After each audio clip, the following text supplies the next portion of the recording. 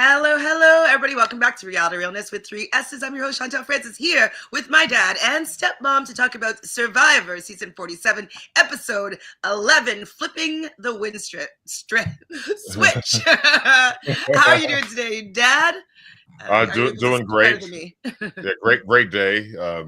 It's just getting started here, kind of over here. It's only 10 o'clock in the morning here, so we've been up for a couple of hours, so the day's just getting going. So, but yeah, it's exciting to be back here and get a chance to talk about Survivor. I'm starting to learn a little bit more here as we go along here. It's starting to get intense, to say the least, with all the different things that are happening. But I love this week's show with the journey, and I love the immunity challenge, and I love the social game that was there. I think overall it was a great episode. You know, probably Definitely. One of the best, actually. Definitely a great episode. Sheila, you're nodding. You're in agreement with this? Hey, they're getting better and better every week because we're into the character, we're into the people, we see the dynamics, there's movement going on. So yeah, lots going on.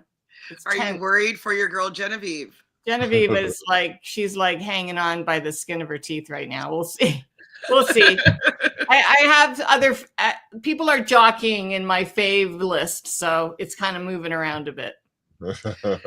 So Sam, we get to the after tribal council, we see Sam giving Kyle a hug. This is after the Gabe vote out, and Kyle is at this point feeling like he needs to win, and he kind of set that precedent with the fact that he's been such a threat in these challenges. And so it's like, well, if you're going to be a threat, you're going to have to keep winning because they're going to take you out as soon as you don't win. And so, I mean, he's right. He does need to win. Definitely. Yeah, absolutely. Win or go home. So Rachel apologizes lightly to Sue, saying that Chuku was too strong, and Sue's upset, of course, because the whole tribe knew about this except for her. Now, yeah. How did you think that this was going to play out, Dad? Did you think that it was going to be same treatment as like how Genevieve and Teenie are, or do you think that Caroline was going to be able to smooth things over with Sue? Well, I think that, first of all, Caroline did a great job. Okay, number one. And I think Sue was upset, of course, because she was left out of the vote. And she was the only one that didn't know what was going on. So she felt obviously left out. However, when she got with Caroline, and they didn't get together right away, obviously, Caroline wanted to talk to her. They didn't talk right away. And eventually Caroline pulled her aside. And I thought Caroline's case was just excellent. She told, the reason why. And I think that that's one of the things that the contestants are looking for when things like that happen is like, why? Why did you do that? And I think that she gave a great reason. And I'm not sure if we're there yet on this, but she gave a great reason for voting out Kyle, and he wasn't good for her game. I mean, voting out Gabe, I should say. He wasn't good for her game anymore, right? So she, at that point, had to do something to kind of shift the tides of the wind there, or whatever that is saying. Is she had to shift it. I'm getting old, so I flip things around here. But she had to shift it, and I think what she said was just excellent. That from a little kid, she was there. Excuse me. She wanted to play Survivor, and she had ADHD all of her life, felt like a failure and everything, and she wanted to look back and say that she did the best that she could on this game, and no one just brought her along. So Sue accepted that, I think, and with open arms, and they really connected again over that story that Caroline told. Whether it's true or not, I don't know. I think it's true. I do too. In her confessional. So I feel like that, she definitely has been feeling this. And this is something that I think that Genevieve might not be doing. Just because we will talk about it a little bit more later, but she doesn't want to be playing with her heart. She doesn't want to hurt people's feelings. But see, Caroline is using these emotional connections to be able to smooth things over with Sue and still continue on in the game together. And I think Genevieve could have done that with Teenie instead of being like, I know you're going to, lie to me and you're going to turn on me, Teenie. And she didn't fix that relationship. So I think that Caroline definitely did a better job with kind of smoothing things over with Sue. And I felt bad for Caroline. You're nodding, Sheila. You agree? Yeah, I mean, I think, listen, Caroline is super smart. She's a strategic consultant. if her job title doesn't give us a clue. And she's very, very tactful. Although I always felt Genevieve was really elegant in how she handled the relationships with people. And she was always trying to be at arm's length, except with Teeny. But she did, I agree with you, Chantele, she kind of missed the mark on getting herself out of the hot water she got herself into. And, she's kind of floundering. Caroline, on the other hand, she appealed to Sue's emotions. Hey, since I was a kid, I've wanted to do this. And, she kind of just really worked it really, really well with Sue, so that Sue was like, oh yeah, because she capitalized on their relationships, on that emotional connection that they have. So I thought she did a really, really good job. And honestly, Caroline's behavior on this episode really elevated her in my eyes, as far as her strategy. She's very clever, and I've always seen her as clever. I mean, to me, like, Genevieve, Rachel, and Caroline are like the strong women on this episode, on this whole season. I think that those three could get together, like, it'd be amazing. But anyway. Well, I wonder if what's going to happen, because we know that, Caroline was suspect of Rachel, and same with Genevieve. And so I'm wondering if that will resurface, because Rachel, this episode really came into the forefront. And so they didn't show that in any of the previews for the next episode, but I can't imagine that people are not going to start thinking that she's a little bit too flashy right now. So I wouldn't. I love this quote. I love this quote by her. I didn't come here to be someone's goat. I've dreamed of playing this game since I was 5. And so that, I again, just like you're saying here, that really does, shift it, because Sue also was being somebody else's goat, so she could relate. And so I think that the commonality between the two of them just kind of pulled them together at that point, because both Caroline and Sue knew that they were being pulled along by Gabe, and they didn't have any story. They didn't have any moves really that they did at that point. And so also probably Sue is probably thinking about, people saying that they're being dragged by Gabe. And so she has a little bit of pride as well. And so I'm sure that, like, yes, she didn't want Gabe to go, but I think she probably understood this rationale that Caroline is giving here, and is kind of like understanding it a little bit better. It still hurts, but she understands where she's coming from now. And they decide that they're going to be each other's number 1 and number 2 still. So they're still working to get to the end together. And I think that that's actually very good for Caroline to get to the end with Sue, because I do think that she could win against Sue. And so whoever the third person they bring in there, I think, is a strong case for Caroline to maybe win this game. Maybe if she can get there with Sue and somebody else, could be pretty good. Rachel doesn't get any more lucky breaks. Yeah, she's got a horseshoe. Like, she's very lucky this game. Yeah, that's 9 lives. So lucky.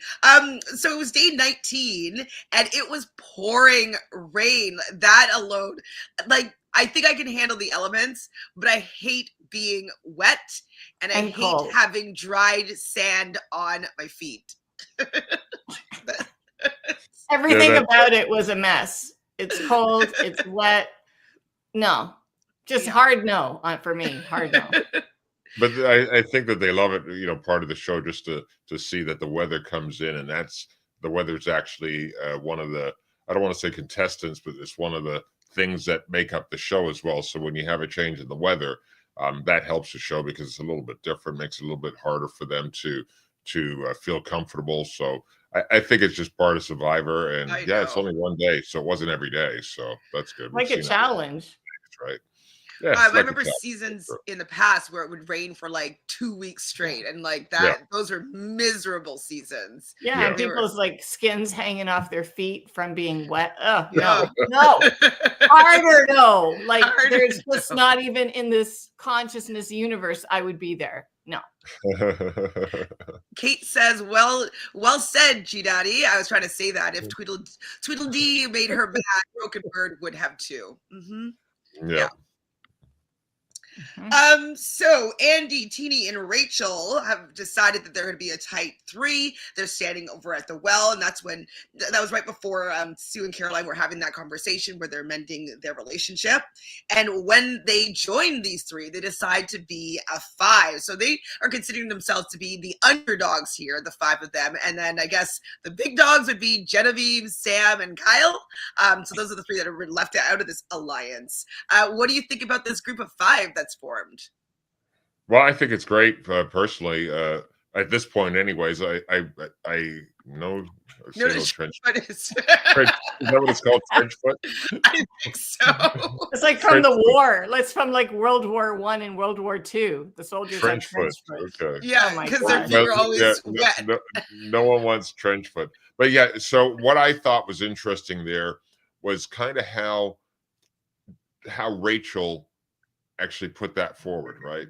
You know, I see a good group here, five, like, you know, and everyone just fell for that. They loved it. I felt a little sorry for Andy because the only guy in there in that five group, but you know, there's only three guys left at this point. So, you know, he's at least part of the majority at that point. But yeah, I thought that was great. When that happened, because now they've got the majority, and like they said, they just pick them off one by one if they stick together. So that was a really good move at that point. Just again, happenstance. They just happened to be at the right place at the right time, and this was being formed, right? So this was great. So Sue said that she just only thing that she wants is to have Kyle out. She wants Kyle out of the game. One track mind here for Kyle being the one that she wants to vote out.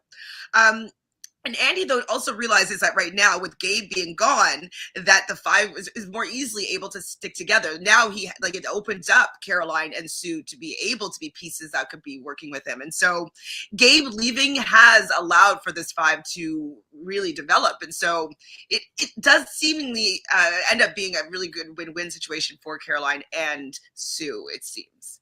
It seems like everybody wants to take them to the end. Well, I think all five of them. Well, all five of them. I think they've got great opportunities to go to the end. I don't know who would win. You know, obviously, some of them that have been carried along are not going to win at that point because they don't have the story. But yeah, definitely, I believe that all of them are in great positions to go to the end at this point. Or at least to get to five. to get to the five, yeah. Well, five is pretty close because that's the finale episode. Yeah. And so, yeah, it's pretty good feed, day 25, 26. So Jen, Kyle, and Sam are also having a conversation, recognizing that those five are looking like they're working together. And Genevieve is getting scared about the fact that she doesn't have any power. She doesn't really have any agency. Nobody's really strategizing with her. The people that are talking to her are the targets. And so she is definitely scared, but she proposes she wants to keep the threats in the game. She wants to keep the strong people in there to protect each other, which, I mean, this is the only thing that she has right now because nobody's going to be keeping her for any other reason at this point. Yeah, they'd have to pull over a couple of the others over to their side. So that's a big stretch. But I love what she says here. I'd rather be a villain that no one connects with than the best friend who kills their dreams. So she wants to be a villain, you know, that nobody connects with. But that's impossible in this game, I think, to be a villain nobody connects with. You don't have any emotional attachment to everybody. When you send them home, you don't feel anything. I don't believe that that's going to be possible for her to go as a villain throughout the rest of the game. So, in my opinion, she's going to be gone pretty fast. And it's because of this, in my opinion. If she doesn't realize that it's a social strategy game and we're playing with real people, not pieces. Like, yes, if this was chess, you're not going to be crying over the fact if you take someone's piece. You know, like if it was any other game, yeah, I can understand just being cold-hearted and just taking people out. But the pieces in this game have feelings and emotions and connections with everybody, and that's part of the strategy of the game. If you take that out, I don't think that you're playing with all of the full tools that you can be. And so, yeah, even if you get to the end, right, they're not going to vote for you because they don't have that emotional attachment to you, and they might think that you're a great player, but they don't like you. So you've got to be liked. People will vote for people that they like, right? So she's not likable right now, I don't think. Well, unless she can make some good moves and then when she's at tribal, or if she's in the final 3 and she's making her plea, she can really pander to the jury and really like, stroke their egos. And if someone's on the fence, they might feel, okay, like Genevieve is really nice. She did say good things about me. I don't know. Like that might be the only thing she can do. So if she can get that far, I don't know. Like, has there she's ever a lawyer, so sorry, go.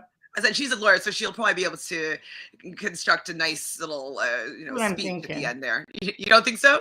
No, that's what I'm thinking. And in Survivor history, has there ever been someone that was a villain to the point of no compassion and emotionless win? I mean, do you guys remember have to find that balance, between playing your game and getting to the final 3 and not stepping on everyone in the process and making a bunch of enemies? So that's that fine balance, I think.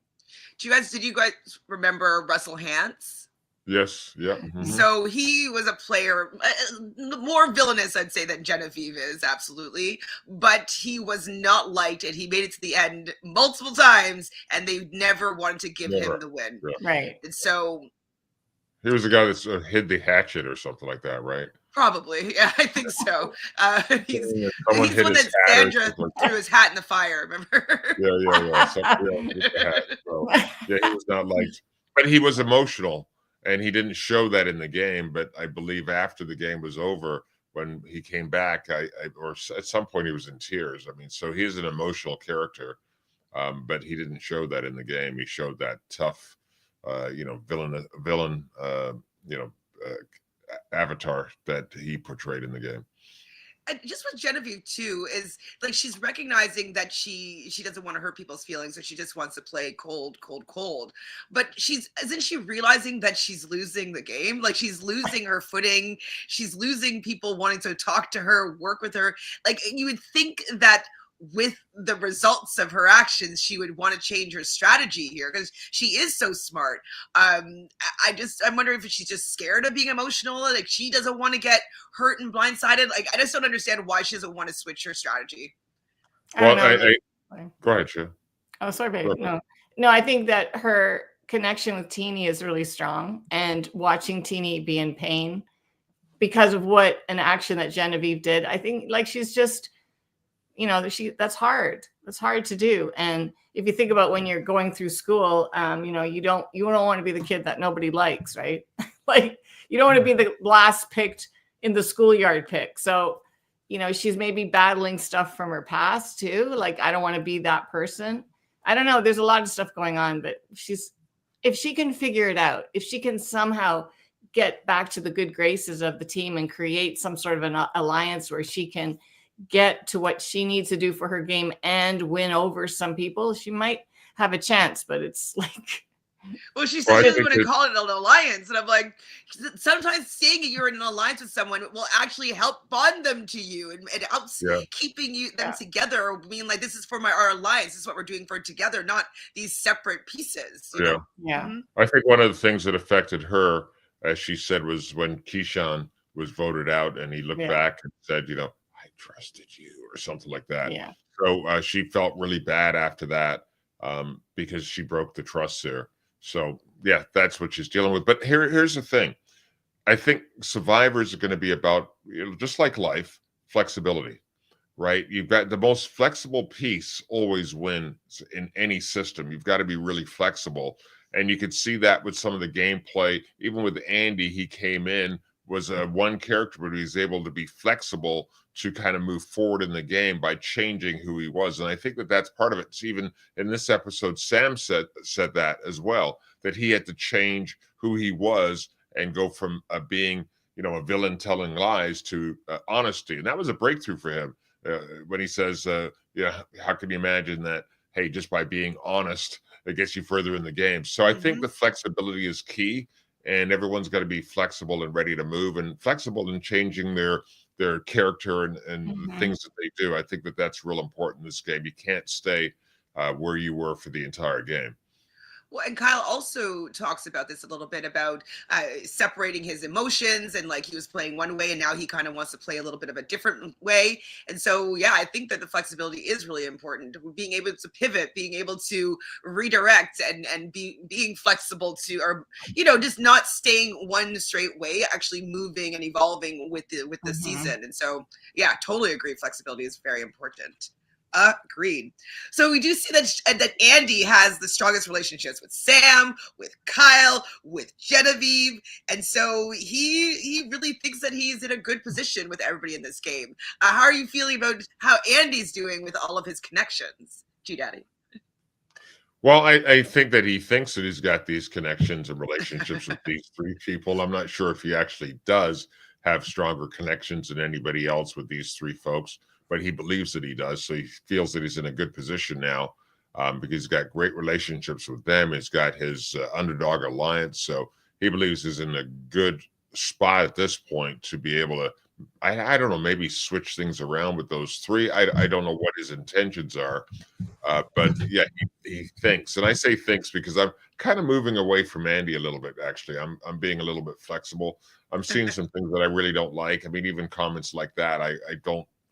I just feel that I don't know, is a little bit too braggadocious, and I believe that he's starting to rub people the wrong way. And that's just a feeling. I guess if I think about it, there's probably some points to that I could probably come up with. But that's how I'm feeling with him right now.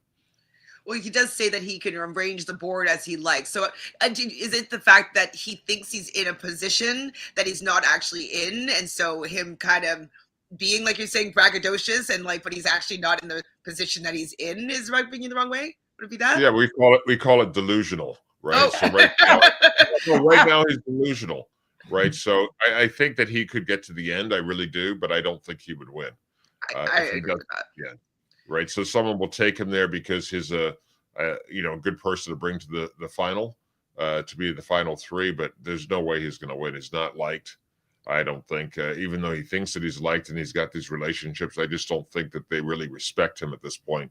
And he's far along in the game to have no respect, which will get you forward because you're not a threat. But I don't think it's going to get you the votes that you need if you do get to the end. So I'm off Andy now. Oh no!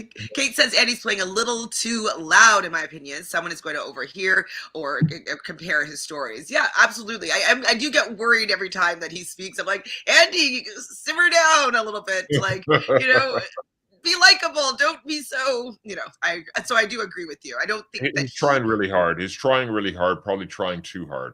In Ponderosa will be Andy's downfall.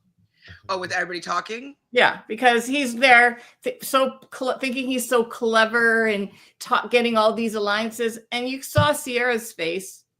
I mean, we'll cover that when we get to it. But Ponderosa, when they're all sitting around comparing notes, if he goes to the end, he'll be a no vote guy that everyone is not impressed with. Yeah, same. Diva says, hey, Chantele, Sheila, and G Daddy. It was an okay episode. Love seeing Rachel's arc. Watching Genevieve play is breathtaking, and Andy is a chatty Cathy. Sue's makeup is a mess. Yeah. Oh, God. Don't even go there. I have been trying to figure out what's doing concealer.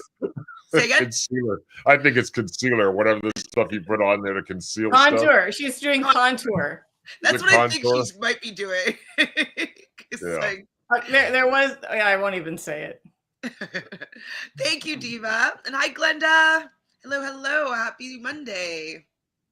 So a boat arrives to camp, and they're basically got to decide who's going to get on this boat to go on some sort of journey. I was surprised that Kyle was like, I'm not going to go on that. I've already been on one. It's like, excuse me, you are in the hot seat right now. Like, you need anything that you can to try to save yourself in this game. So I was very surprised that he was like, no, I've already been. I'm not gonna give it a go.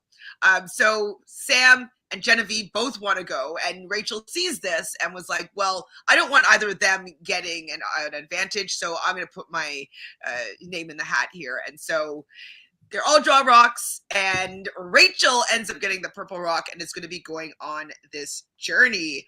How do you guys feel about Rachel end up going on this one? I kind of wanted Genevieve or Sam to get it, but Do you want to move first? Sorry, babe. Go ahead. No, I was saying, go ahead, Sheila. I would have preferred Genevieve to get it because she hadn't been on one before. It seemed fair. But, you know, I understand Rachel's motivation there. And I'm glad she got it because it's a perfect challenge for her. Like literally the perfect challenge for her, the way she thinks. And I loved it. It was great. So I thought it was great. It was a great journey, great challenge. However, I think that one of the things that I really loved about it is that Rachel didn't want to go. So she didn't want to go on the challenge. She didn't want to put more targets on her back. But she knew that if she didn't go, then 2 of the 3 people, as she says, that she wants out or doesn't want to work with or doesn't have any connection to would go, and she had to stop that from happening. So she put herself forward to have a chance to go and stop that. So that was her motivation for going. So I thought that was great, her actually doing that and making that decision, which might have put a bigger target on her back, obviously. However, she made that decision to go, and I thought it was great. And because she made it to that, because she made that decision because of the 2 that were, you know, trying to put their hand in the hat. So the boat takes Rachel out to a barge in the middle of the ocean. And I've played these type of games on my phone where you have to sort the balls. Like there's like, I don't know, like 8 different colors of balls, and they're all over the place, and you have to put all the colors in order. Now, what made it different, instead of like it turning over in an hourglass or having some sort of timer, this timer was that she had to throw a weight attached to a rope into the water that would completely uncoil, and then another, weight would go into the water, uncoil. I think they did it 4 times, and if she did not finish fast enough, by the time she gets to the last weight and pulling this rope would be pulling off the table and the advantage to go along with it. I thought it was very creative how they use these weights as the timer, and exciting as well. Pressure's on. Sheila, have you ever played that game? The Phil or like? No, but it looked great. It looked fun. And I mean, we don't know with editing really how much time she had or how close it was. You know, the editing can make it seem like she was within milliseconds of getting it done and so forth, which made it exciting. But I mean, I really wonder how much time did she really have? Like how much was each weight? Was it a 15-minute? I mean, it didn't seem like it would be that long. Like, it didn't seem to me like she had that much time. So that's a lot of stress. Like that was very stressful. Just not knowing how much time you have. Yeah, I thought it was it was very intense. I mean, watching it. So they did a great job with the editing for the fans and the viewers. It was great. And yeah, but they made it look at the very, very end. And she actually said that she got it just in time. So I don't know if, how much time she had at the end. And I'm presuming not that much, really. When you look at the editing, I'm kind of presuming not that much, but it was great. It was great watching the weight go down and the ropes going. I mean, if you think about an hourglass, you turn it over and it's just going to go like this, but they brought some action into it. And I thought that was excellent. And she was going, and I just thought it was excellent. Me too. It was crazy. The table like disappears into the ocean. It's crazy. But she does get the advantage, which is going to be the ability to secretly block a vote.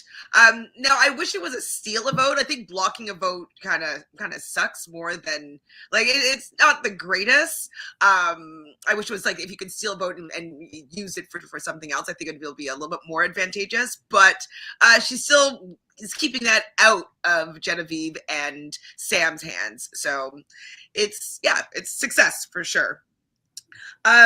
So it could be used up into when there's 6 people left, and she wonders if this could help her win the game or could it be her demise? What do we think? Is it going to be helpful or help ruin her game? Well, I think it's going to be helpful. I mean, she's now got the ability to block a vote, and she didn't let obviously Sam or Genevieve or Kyle know specifically what happened on this when she got back. She said that she ended up losing her vote. She doesn't have a vote for the game. So I think that she did a good job there. Might affect her later on at the jury. I'm not sure. However, she did that, and then she went to her group, her underdogs, and told them the truth. So she's building a relationship and alliance, strong alliance with the group that she has, that she's a part of, and really disconnecting from the overdogs. Well, yes, she doesn't. She definitely keeps the three out of having all the information as to what she's received. She's saying that she doesn't have a vote, and so that could hurt her. Like you're saying, with like the final vote, once they find out, like, oh, she lied to us. Okay, like, are they going to respect that, or are they going to be like, oh, that irritates me? So we'll see how that plays out for sure. And so she does tell her own people about what she's got. And so I agree. It's definitely a good opportunity to build bonds. Giving information can bring people in, especially since, it's just a secret. It's just a, block of vote. It's not that. It's she still has that idol that nobody knows about. She's in a good spot. But they're like, don't tell Genevieve. I'm like, oh my God. I want Genevieve's going to think, though, that she has something. Like, they're all going to think that she's lying, I think. Anyways. Well, they don't know, right? So it's kind of cool when they come back. And even if she told the truth, they would think she's lying. So I don't think that there is a win situation, because the people that don't trust her are going to think she's lying no matter what she says, right? So she could have came back and said, hey, I got a block of vote. And really, she doesn't. She doesn't have a vote. So she would have had a harder time pulling that forward at the tribal, but she could have said anything. And I don't think that they're going to believe her anyways, the three that are on the outside. So Rachel tells Sue about this, and Sue really takes it like it was very important that she told Sue directly, because Sue is reminded of like when Gabe tells her about the advantage at the beginning of the game, and that's what made them so close. And now Rachel is doing the exact same thing, and Sue's even sharing that with Rachel, giving her some more information, like, "Ooh, you got Sue now, okay." So this is an interesting duo that's kind of coming together. You're nodding, Daddy?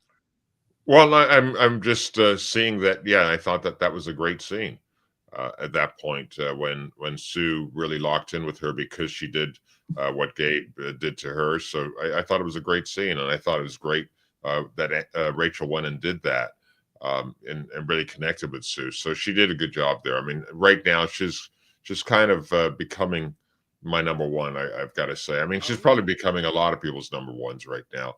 But in this episode, she had some great moves, and that was one of them. Well, and now she's Sheila, strengthening. go ahead. Sorry, Chantele. Go ahead. No, as she's strengthening the 5-person alliance by doing that too. So now she has a stronger connection with Sue, right? So I feel like, and she's got, she's kind of working each person. I don't know where Andy fits in, quite frankly, but she's really like with Sue. That was really good for her to cement that relationship a little bit more in that alliance that she just kind of created. Well, Caroline, though, is also happy that Rachel is coming out in front and looking like more of a threat. So, Sheila, how do you think that it's going to be Rachel versus Caroline? Like, who's going to come out on top between this battle? I don't know. It's going to be interesting. I'd see what moves they make or how they slither through this. But I feel like we kind of saw the next time on Survivor, the outtakes, and the women are banding together, which is good because they have the numbers, excluding Genevieve, of course. So, I mean, I feel like there's something to be said there that's going to have some weight to it. So this is another, I would say, failure in Genevieve's game. She goes to Rachel with a pitch about Sue and Andy and saying, like, we're just dragging them to the end. Let's take them out because, they're taking up our spots in the final 3. And yes, this could be a good pitch, but you gotta have to know your audience. Like, if Rachel's working with Andy, they're from an original tribe together. She's not playing the game the same way as you are, Genevieve. So you kind of have to realize that people might have relationships that don't want to go after Sue and Andy in that regard. So I thought that was a little bit of a mistake. Do you think so too, Sheila? Yeah, I didn't feel like she's reaching. I don't know. And especially since Rachel just kind of worked with Sue and kind of created a more of a relationship there. I feel like the timing was off for. Well, yeah, I agree with you. And I think that when she did that, I think it put a further target on Genevieve's back, because all of a sudden you can see that Genevieve is going around talking to individual people and pitching stuff. And so it put a huge target on her back. Plus it gave Rachel information that she could now use, of course, with Sue and Andy. This is what Genevieve said. She said that, you guys were just carrying you along, right? And we need to get you guys out. So it's just the people that are, the strong people that are still in the game. So I just think that was a bad move at a bad time. But hey, she's out there trying. Yeah, she's out there, putting a pitch forward and seeing if she can get some movement in there. But it's just wrong time, wrong place, wrong audience. Yeah, for sure. Well, so considering Rachel, Andy wrote Genevieve's name down, come on. Fair. Well, yeah, we're not there yet. He was mad though, because Rachel goes and tells Andy, and he is pissed, of course. And so Andy is confident that he can get Genevieve out. Like Genevieve is on his hit list. He wants her out at this point. Well, I think also that he wanted to, at this point, he wants her out, but now his, when they were pitching, like who they're going to put out, he came forward, and I'm not sure if we're totally there yet in the chronological order that we do this in. But at that point, he was pitching Genevieve, and Sue was pitching Kyle, and he thought that he had a strong pitch for Genevieve, which obviously he ended up not having a strong pitch for Genevieve. But that was kind of where I think the tides turned for me with him, because he was going against what everybody was saying in that group instead of kind of going along, and it didn't work. So he did not get the move that he wanted to get at this point. And I thought that was kind of a downfall with him because, in my opinion, as Sheila said, he's on the outs right now. He was not in the group at the final tribal, I should say, at the tribal coming up. So we come to the immunity challenge. Kyle is talking on the mat about his family and who he's doing this for and why he's playing. And Sue is also mentioning that she is really proud of herself. And then we get reminded of Andy saying that the last time that he was here, he had his meltdown. You didn't like this. Oh, I hated it. Yeah. I hated this. I mean, why bring that into the minds of the people that are there? Right? Why remind them of where you were? And I think that this was calculated. I think everything that he says is calculated. And that's where I'm starting to lose him now, because he's playing a calculated strategic game, but he's bringing forward the stuff that actually hurts him. But he wanted to say in that moment, because Kyle obviously said he's doing it for his family and all of that stuff, and, almost in tears. And then Sue is in tears because she's, people don't think she can do it, and now she's doing it. So he had to jump in and say, hey, remember me? I was here. I was here on this mat back then. Do you remember that? And look where I am now, right? I don't know if he had to say that and try to one-up them, is what I felt he was trying to do at that point. And that's, again, it started to turn with me for him. I totally agree. I'm just like, no, Andy, you don't want to remind people of how, when what you're capable of doing and acting and being. And so, yeah, I thought it was a misstep for him to be bringing this up, especially with everybody that would potentially be voting for you. Like, didn't he also at that moment also say that everyone sitting on the jury is there because of what I did? Like, no, I think he says that you want to brag about exactly, and everyone's there all there. Was that not? That's when we get to tribal. Oh, that's tribal. Okay, sorry. Yeah. That's okay. But he does say it. and that was another. We'll get to that, but that was another. But that's another example. Like, he's just anyway. So the game for this immunity challenge is there's a rope attached to a wobbly table, and you have to be spelling immunity backwards with these blocks. They do this challenge on most seasons of Survivor. It's pretty intense. If I were ever on Survivor, I'd want to play this one because it's kind of like a trope or a staple of games. It was I found really intense. I was rooting for Genevieve throughout this one. Who were you rooting for, Sheila? Oh yeah, I would have loved Genevieve to win, because that would have been great. Because my thing was, if Kyle doesn't win, I felt like he was going. I mean, it's too much risk that he could just win to the end. So I felt like that was, but if Genevieve won, that would be great, because she'd be safe and Kyle would go. I thought that would be perfect. So anyway. Yeah, no, I thought that this piece, I thought the game, I didn't know that they played at a lot of the previous seasons, but I thought it was intense. I thought it was great. Great game, and Teeny called it. She said before they got there, I think it's going to be the doing the blocks for the immunity challenge. So she knew what the tree mill said, or what it meant. But I thought it was great them trying to like do that and try to figure it out. And I thought it was going to be over pretty soon, and then they all dropped. So I don't know how long that went for, but it looked like their arms would be getting tired and so forth of dropping it every time. So it was great because the winning player or the leading player switched up so many times. So it really was intense. I wasn't voting for anybody. I'm actually sorry to see Rachel win because it just puts a further target on her back for winning. But somebody's got to win, I guess. So in this 2020, these people that I knew I used to host these Big Brother weekends. And so we'd be playing Big Brother type games. And there was we'd have 16 players, and, we'd over a whole weekend, we'd have, a winner in the end. And so a few people that played our game, they were doing their own Survivor weekend. And so we were playing in pairs. It was like a blood versus water type season where we were in duos. And so me and my duo, we had to camp out on the area. We didn't get to eat anything. It was very, very Survivor. And so they've had more seasons since we played the first season. And they actually I don't know if you'll be able to see it, but they created this, where'd it go? They created this challenge. I don't know if you can see. Oh yeah. So I didn't get to play this because they hadn't created it yet. But that's how it's a staple, right? Because they're even recreating it for just a backyard version. Well, we went to a lake, but version of Survivor. So nice. It's pretty cool though. So if anybody in the Ontario area wants to play, they do a season every summer now. So. Wow. Just saying. So they've done 4 seasons so far? I think they might have done 5. I think they did 2 seasons, 2 in one summer, last summer, I think. How many people show up for that?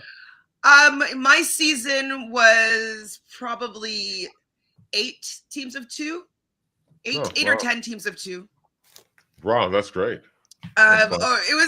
It was intense, actually. I really got a feeling of how to play Survivor, because I was on the winning tribe and the losing tribe, and then we had a swap, and then I was the only person that swapped onto a tribe with everybody else, and so that I didn't know, and so I made it through one vote, but then I obviously they got me out, but then they had a battle back where I had to do this whole gauntlet where I'm had to remember a story, and I was treading water and answering questions, and had to do a slide puzzle, and it was just a big gauntlet of different things I had to do.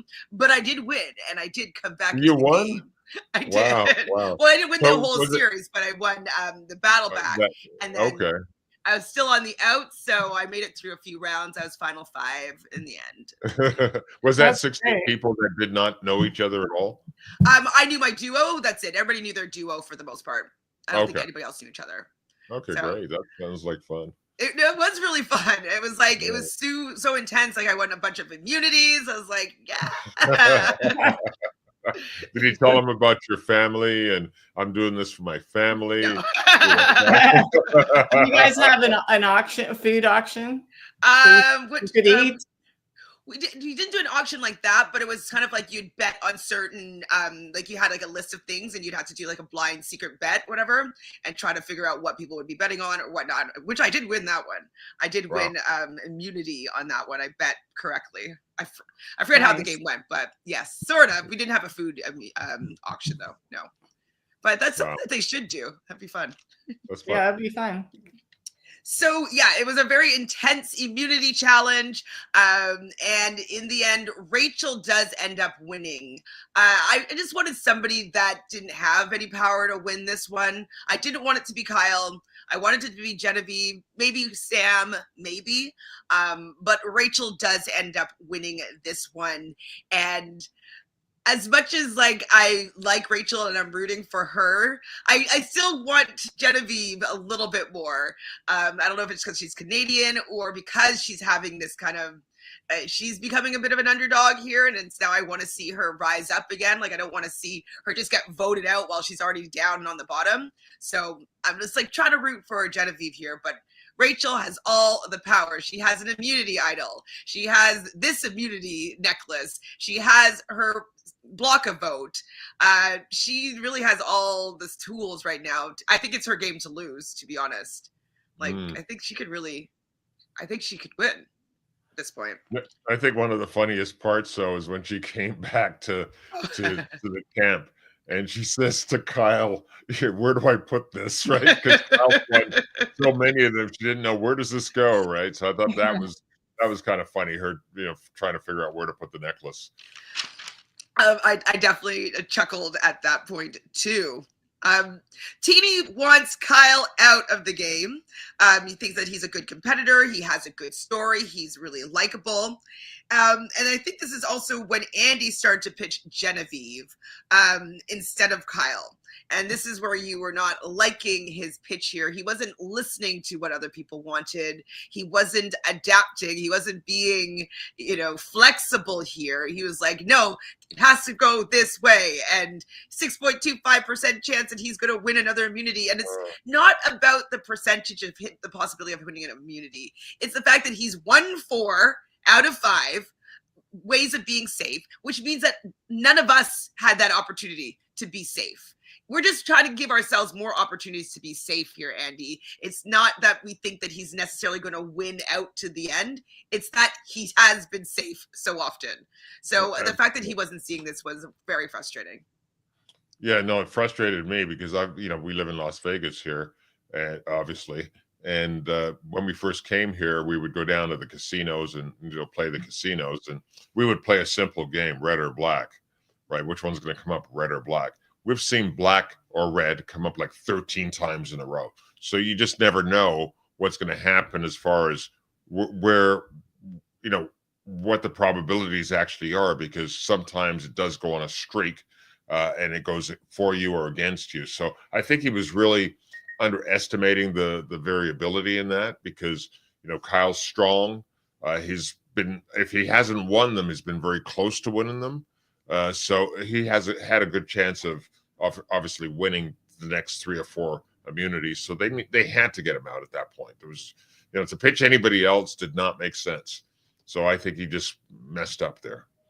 And it seemed like Kyle was catching up to Rachel, because she was like the tortoise and the hare, right? She was very slow, very steady, but Kyle was, trying to catch her. And again, editing, who knows, but it seemed to me like he was gaining on her. So, he's a threat, no question. Absolutely. Yeah. He was close to winning that one. Yeah, absolutely. He's definitely, you need to take him out if you have a chance here. It's unfortunate, that he's in that position, but that's the game that he was playing, was that he was going to be a threat here. He hasn't been really strategizing with anybody. And Glenda here is even saying that, Kyle is so sweet, but he's not a gamer. And so he just is not able to, you need to get him out, because his strength is these challenges. And if you have an opportunity to take him out, you just kind of have to, because he's not really going to help you in any other way. It doesn't seem. Well, I think his strength is the challenges, and if he got to the end, his strength is his story. Nice guy vibe. 26 foster homes, and had to adapt, and he's doing this for his family. He's doing this he had a great story, and he was likable. So I think if he got to the end, I believe he would get votes. Definitely get votes. So they had to get rid of him. So Caroline does not want to flip on Sue again, because people are kind of, Andy's having this conversation about maybe we should do Genevieve. And so Caroline knows that Sue is just drooling over wanting to say Kyle's name. And so I don't think she wants to take that away from Sue again, especially since they just mended fences here. No, just real quick, I just imagined her when she said that she's just drooling to get Kyle out. I just imagined like a little mudslide coming down. Because all the dirt on her face. Gross. Gross. So did anything else happen before Tribal here? Yes, other than Sue drooling. What's that? Has there anything happened before Tribal Council here that you want to talk about? Not really. I just think that again, I'm just looking at some stuff here, but no, I think that they came together, they had the discussion, and let's go to tribal. Oh, and I'd like to add that Caroline really was not at all entertaining Andy at all. Like she was like just blowing him off. Like what he's saying is unimportant because she didn't. I felt like she didn't give him any credibility. Like there was no credibility in her mind of what he's talking about. Like it was. Well, so I when don't he know. came, What, so I agree with you. I totally agree with you. Go ahead. What do you No, say? I'm No, just just saying, when he came with the numbers, I thought it was crazy him doing the numbers. Yeah. Like, to carry the 5. Who's gonna like, is there carry the 1 and then you got 6.25% chance of him actually doing it. So the odds of him doing it are absolutely. Come on, Andy. I mean, I did hear that his math was correct, but it wasn't really taking into consideration like chance. Like it could be a chance, it could be a fluke that he just ends up winning out. Kate says it's statistics. A lot of people don't trust it. Fair. True. And Ingrid has the human element. Exactly. Yeah. So Ingrid says, I felt for Carolyn as a woman with ADHD. When you grow up undiagnosed, feeling dumb, it's hard to get your confidence back. So your self-worth is something that you can't get back. Oh, Ashley Millionaire Mitchell, I guess said this. I don't remember her saying this, but Ashley Mitchell is from The Challenge and Real World. Yeah, I mean, we know people that have gone through that where they've got ADHD and they struggle with it. But they didn't know that they actually had it. But it's very confusing for them because there's a lot of stuff that's going on in their mind at the same time. And, a lot of things that they're going through, it's hard to make decisions and things like that. So I could see where, with Caroline, I really felt that when she said that she had that because we know some people that struggle with that. So really, we felt for her. And good on her because if, to suffer from that and to have a normal life, especially for what she does for a living, she has to have a quiet mind. She has to know and be able to focus. And it's something that you have to adapt to when you have that disorder is you have to learn how to navigate your brain in the world so you can function. And that's something you learn as you go. And I think she's really mastered it. Like I give her credit. Because it's quite an accomplishment, really. Yeah, it's debilitating at times, right? So 100%, which she learned, but now she's kind of overcome. And so, I'm proud of her. I think that she's doing great, recognizing where she is, and being able to share this with Sue and with us, the audience. I think it's actually really, really great for the show.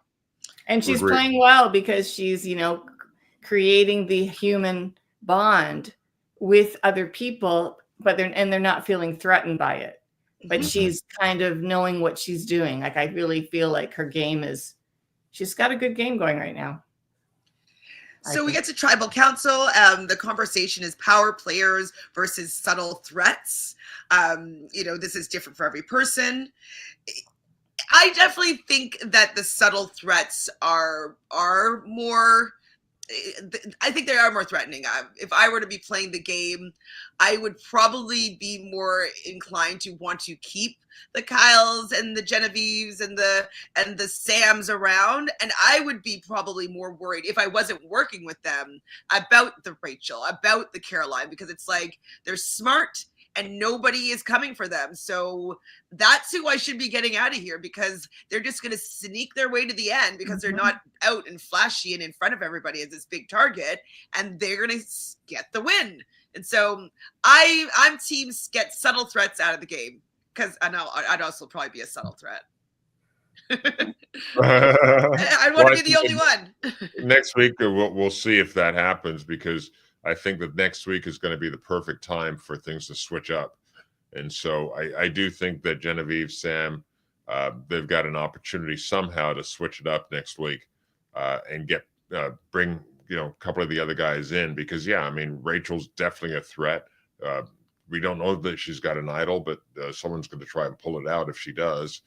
And I think that that's what they're going to go after. And I don't know if it's Rachel, but I think that there could be like a switch in the blocks next week. We'll see.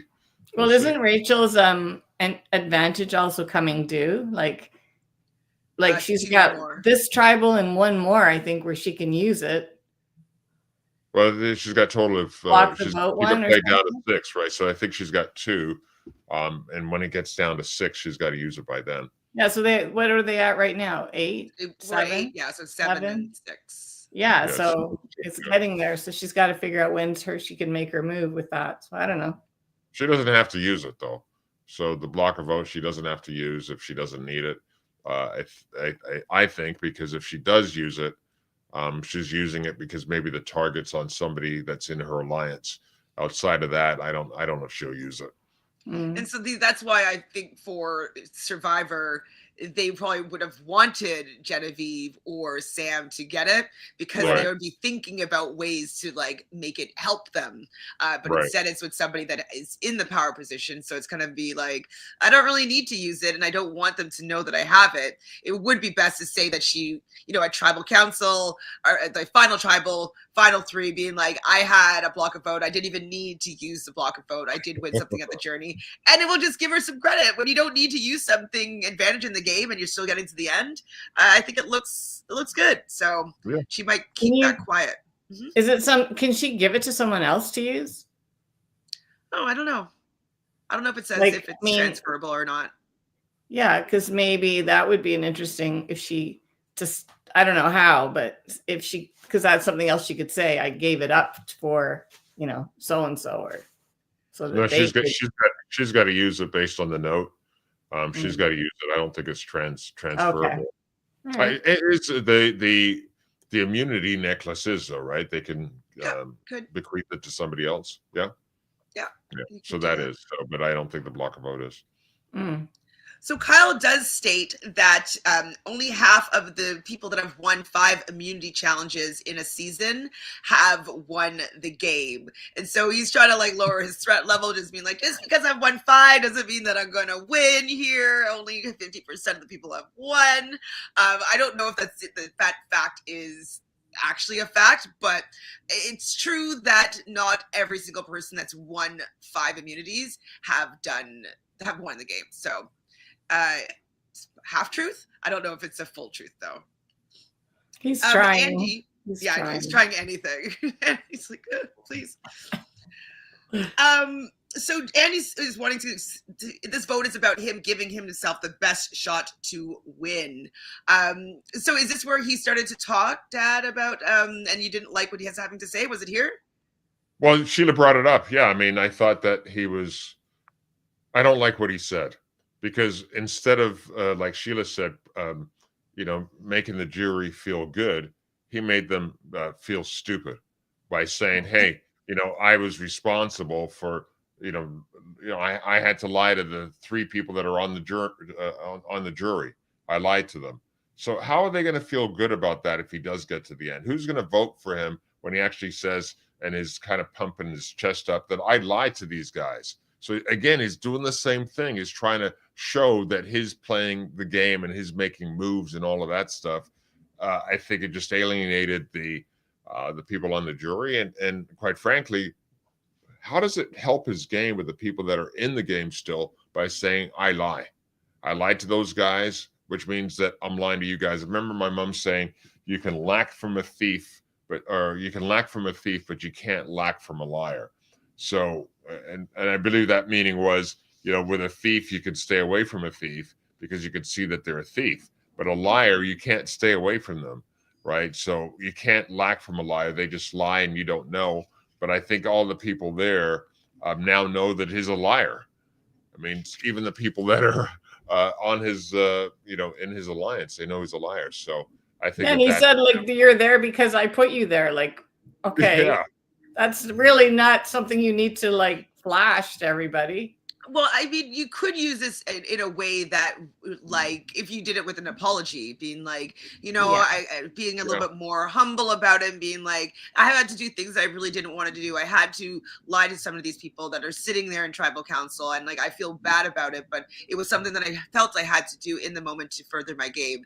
And then look at them and be like, I'm sorry that I had to do this to you, and whatever. Right. You know what I mean? Like, he could maybe share this to make them know that he was responsible. people, and he did do these things to lie, because I think what he's trying to do is pad his resume in order for him to seemingly get some respect if he gets to the end of the game. But I don't think that he's doing it in a way that's making them respect him. They're making him alienate him and maybe be put off by him. And so I understand the why, but the how needs to be reimagined, I would say. Yeah, well said.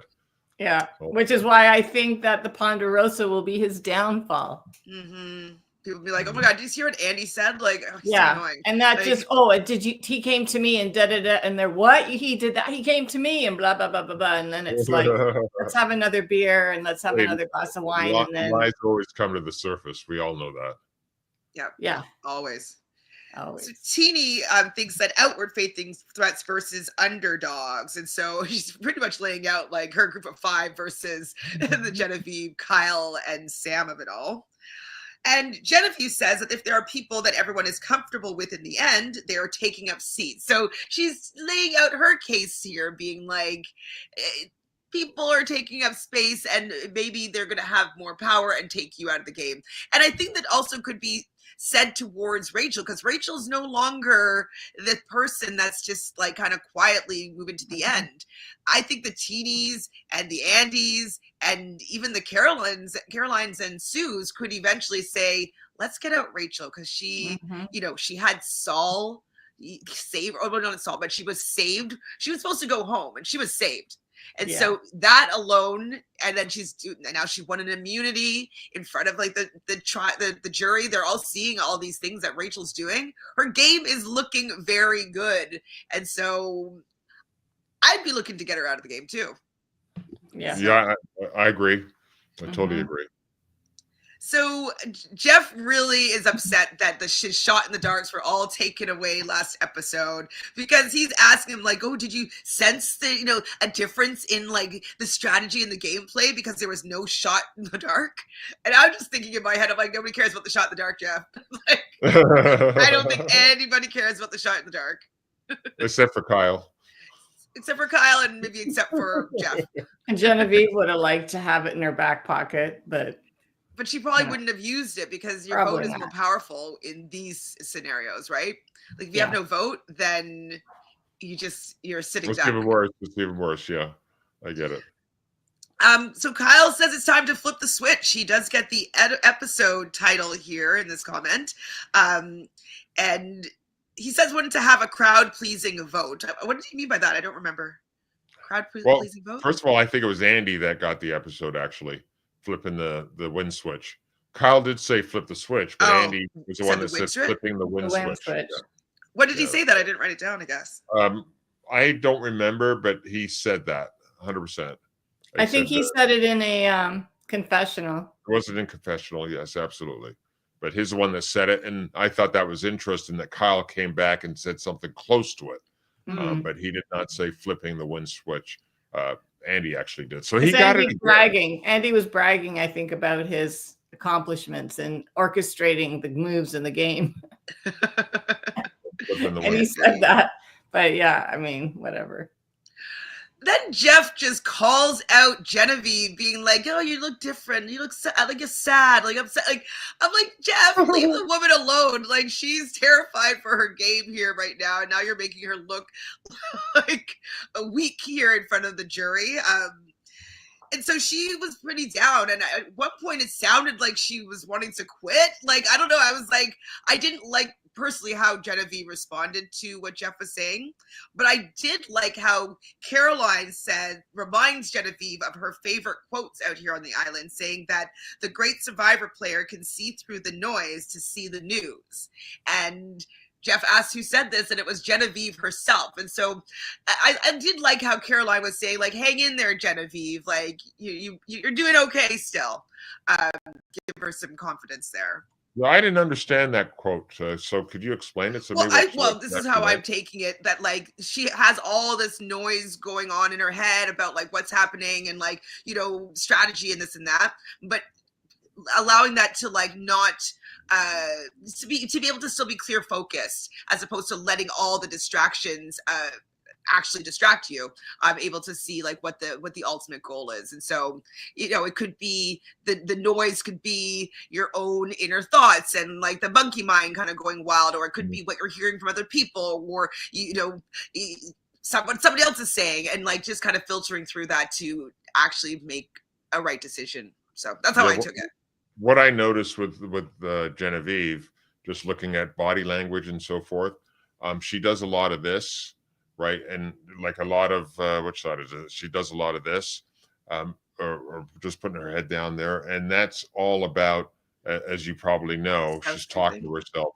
So that's talking to yourself. Anytime somebody's self-touching up here, that means that inside they've got an internal dialogue going on, and she does a lot of that. In fact, when you see her doing this, you can see her actually talking. Her lips start to move, and she's actually talking to herself. So she's got a lot of stuff going on that she's processing and saying inside of her head, and that could be the noise that's going on. She's just constantly. I mean, if you look at her, always she's there thinking. She's there talking to herself. She's got stuff that she's processing on the inside, and that I didn't like that either when Jeff called her out for that, because she's there thinking, maybe thinking what to say, and he says something like, are you sad, or are you just thinking, or something like that? And she said a little bit of both, right? And just calling her out to have to say that, I think that was Jeff kind of manipulating the game a little bit, which he does, obviously, as we all know. So she says half of her mind is, I wonder if I'll make it through tonight, and the other is, how will I get through tomorrow? And I didn't like that she just sounded weak there, but maybe it was for her to not appear as threatening to the other tribe mates, and so that could lead to her being like, oh, she's not going super hard gung-ho anymore, like we don't need to be scared of Genevieve. So maybe it's calculated, maybe. But I just didn't like the fact that he made her have to talk about how she's feeling kind of down and not sure she wants to fight anymore. He didn't want Kyle to go home, so he was trying to shift the focus onto her. Like, you think? He was a Kyle fan, like when Kyle at the end goes, can I have a hug? Well, of course, like, of course. I want to hug your smelly body of 25 days without a shower. I want to do that. He wasn't as welcoming to anyone else, but with Kyle, it was, oh yeah, bud, Genevieve is finding it harder to be Genevieve the player. She just needs to allow herself to be emotional. Like, come on. Yeah, I think she said that. I'm just looking here, Tribal Council, that she's being labeled as a strategic threat when she really is not a strategic threat at this point, right? But she's labeled as that, and I think that's where her downfall is where she got that label, and you can't take it off. It's like Sue's mud or on her face. You can't take that label off once it's on you, right? It's hard to take it off. Well, I still at this point was thinking that Kyle was going to be the vote. I was like, I don't think that Caroline is going to go against Sue again. So I didn't, even though it was looking like maybe Genevieve was going to be the vote here, I was like, no, it's going to be Kyle all the way. So Genevieve does get one vote. Then Kyle gets a vote. Then Teeny gets a vote. I was like, whoa, okay. And then Kyle. So Kyle will be leaving the game. He had really nice words on his way out, talking about how, when you do something, do it 120%, 100% for you, 25% for your family. The heroic music was swelling as he's leaving. And yes, he does get a hug from Jeff Probst. Go ahead. What I thought interesting with the vote, though, is that Rachel did not have to reveal that she actually voted, so it didn't get to the point where there was enough votes to get Kyle out before the reveal that she actually had a vote was there. So I thought that was, again, lucky Rachel. She didn't get caught on that. But yeah, with just to jump ahead here with Kyle going through, I thought it was pretty amazing, him hugging everybody and saying good things to everybody. That was totally different. And of course, when he got to to Jeff after he's hugged everybody else and said good things to everybody else. Jeff had to say, "Of course, I mean, of course, I'll give you a hug," and that was part of his gameplay again, being that family person and so forth, which I thought was interesting. What I heard afterwards, I'm not sure if you heard this, that he's going to be back on 50, so he didn't have to say I'll be back. Pretty much 100%. Because Jeff loves him. He's the epitome of like family guy, nice guy. He tried to play with integrity. Everyone liked him, and he was good at challenges. I mean, he's like the ultimate survivor. Like Jeff loved him, I thought. Well, he's got a good story too, right? Say again? Yeah, and he's got the story. That's too. the point. Yeah. I did not hear that he was going to be the one on, for not the one, but somebody that's going to be on 50. You didn't think that? Or is this a fact? Well, I'm looking it up right now. This is pretty well a fact. I think it's a fact. But yeah. I haven't heard of this yet because I thought that they were going to do like a Rome vibe. No, he was maybe Rome's going to be in there, but it says right here, Survivor 50 cast will include Kyle Ostwald. So it's right there, that he's going to be coming back. Jeff threw his hat in the ring, 100%. I think. Yeah, just reading here, Survivor 50 cast will include Kyle Ostwald from Survivor 47. If Jeff Probst sticks to the plan, Survivor journey ended. Just going through the story. Jeff probably whispered it in Kyle's ear when they were hugging. Dude, we're gonna get you on 50. You'll be back. Is that how Jeff sounds? Is that your interpretation of Jeff? Dude, we're gonna get you on 50. You're coming back. We got to get you down to the strip to do some impersonations. Oh yeah. You guys get the point of the emotion attached to that. It was his bro, man. Bro, man. So who's our MVP this episode? Rachel, I guess. For sure, Rachel. Yeah. Yeah. Sure, and Caroline too. I felt like she had a good episode. I feel like Caroline had a good episode. She showed her vulnerability. She showed her strategy. Rachel, of course. Yeah. I mean, too. Yeah, totally agree. Rachel, I got here, dominated the episode with her challenge win, advantage play, and strategic maneuvering. So she did a good job with that. And I agree with you, Sheila, with Caroline, the way that she rebuilt the trust with Sue. I thought that was excellent because she could have really put a target on her back at that point, and she was able to fix that. So I thought that was great. So, yeah, those are my top two anyways. So looking at the scenes for the next episode, it seems as though, Sam has the idol that's not functional that he had from the early pre-merge. And it seems like him and Genevieve are going to use it in some way to maybe scare people in voting a certain way. They're bringing Andy in as the person that's either going to spread it or something. How do you think this might play out?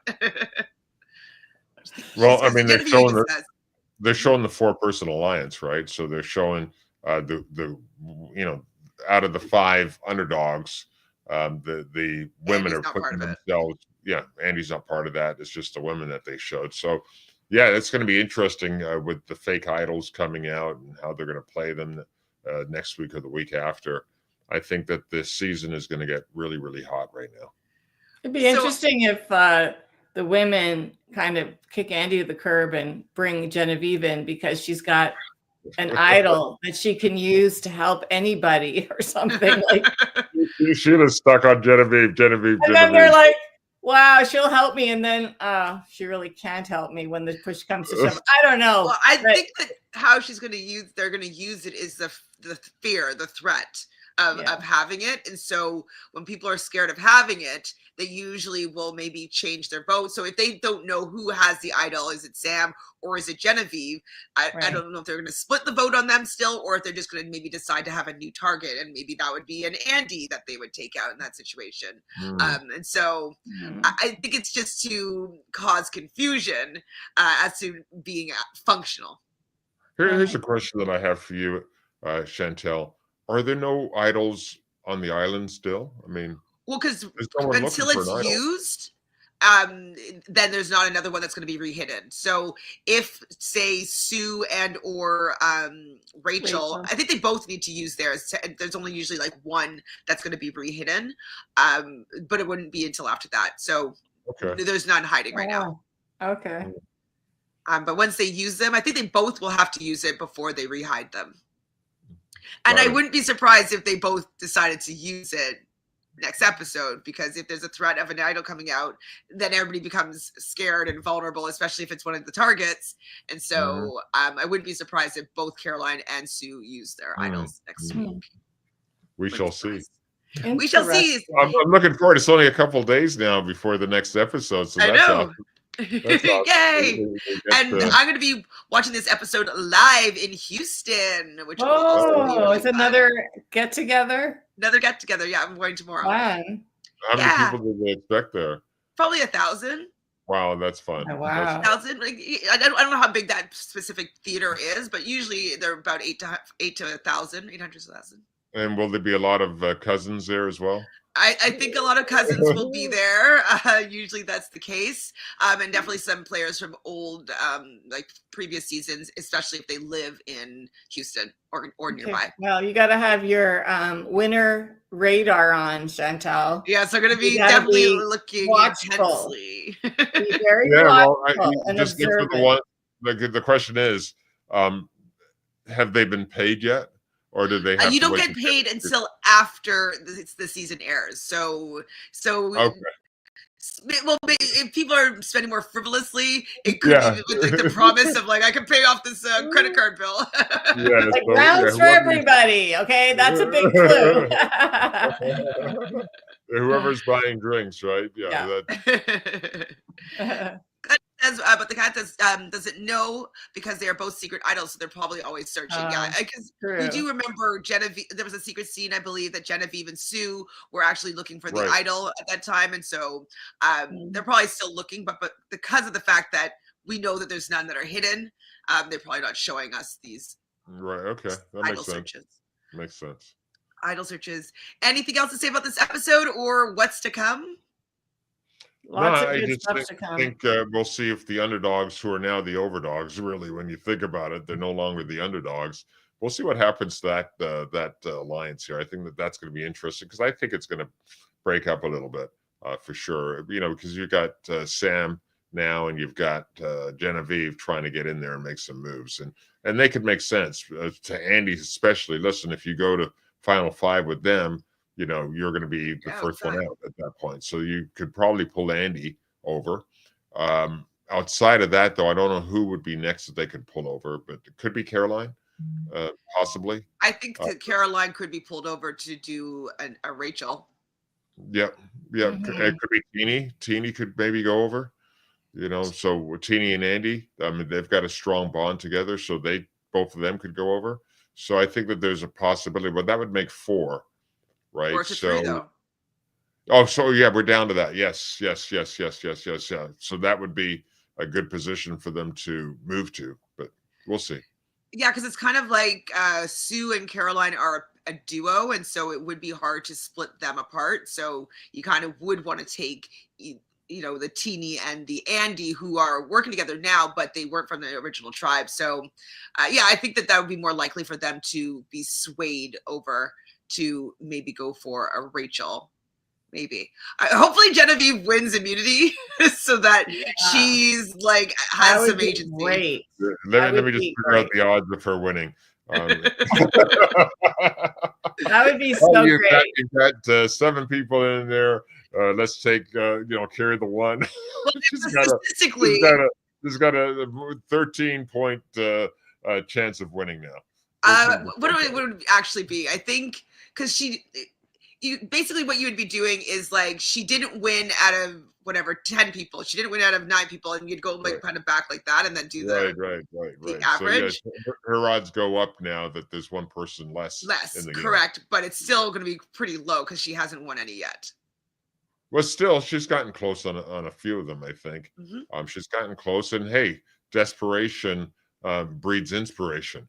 Right, she's desperate now, so who knows what she can bring forward within herself now to win an immunity or bring people over because she's desperate. And when people are desperate, they're in a corner. They do whatever it takes to get out of that corner. And that's where she's at. So we'll see if she can flip the win switch or whatever. But isn't it amazing that Andy has gotten every single one? He's able to get those. I was just looking up where did Andy say flip the switch? Let me just check this real quick so we can the win switch. And I think too with Genevieve, the immunity, it's going to depend on what it is. Like, what does she have to do? If it's like a puzzle or something, she could really excel. As opposed to. Well, maybe not though. Remember when her and Rome were doing that puzzle? Yeah, but my theory on that. Come on. They threw that. My theory is they threw Rome that. said they did not. And Rome is. How could they be that stupid? Come on. They're too clever. Okay, I mean, you don't hand someone a piece that obviously would not go there if you're trying to win a game. So, I mean, I just don't buy it. Of course, they're going to stick to that. They have to. Let me just tell you here. It says here, Andy said flip the win switch during his confessional following the immunity challenge when discussing his strategy for moving forward. Yeah, and he was like, "Oh, I'm so good." And you're like, "Oh, Andy." Yeah. Oh, we still have to love Andy. I'm so good. Probably see him tomorrow. I just have to picture him doing his thing and during the challenges. Sheila. Can't help it. That's engraved in your mind. Great episode. Yeah. Looking forward to Wednesday. Yay! Coming back and having more discussions about the game. And have fun in Houston and watch. Yes, I'll keep my eyes on everybody. I'm so bad at it, but like I'm gonna get photos with everybody and just be like, let's take a photo. I just feel silly, and so I'm like, okay, I'm taking photos with everybody. Yeah, because I don't want to fangirl. It's not. You don't want to clout chase there. Yeah. Yeah, take the photos, man. That's great for your socials. Take the photos. It's true. Yeah, take the photos. Put them on this channel somehow. I will. I'll put it on my Instagram. I'll do it. Yeah, absolutely. So we'll be expecting a report, Chantele. Okay, I'll be reporting live next Sunday. Okay, sounds good. Oh wow, that's gonna be great. Yeah, awesome. Get all the tea. All right, thank you everybody here in the chat for hanging out with us and talking about this episode. Thank you both of you for doing this with me today, and I guess we'll be seeing each other next Sunday. Ciao, maybe Genevieve will pop into your live stream. Ooh, she hasn't been. I haven't heard of her been in any chats. Rome used to be all over everybody's chats. That was a while ago though, so I don't know who's been lingering. Or Teeny, maybe Teeny. Give her some couple glasses of wine. She might jump in. Hey, so are you coming here to Vegas after Houston, or when are you thinking of coming? I was thinking. I mean, I could come next week because I do have next week off. But I was thinking maybe for 4 days at the end of December. So if I can get rid of the 26th, then I might come Christmas Day and then stay till the 30th. I could. But I have the 27th, 28th, 29th, and 30th off. Okay, so that'll be fun. I could come next week as well. Okay. Whatever you decide, decisions, right? Exactly. Great episode. Yay! Thanks everybody. Subscribe, like this video. Let us know who you think is in a good position. Bye. Goodbye. Bye.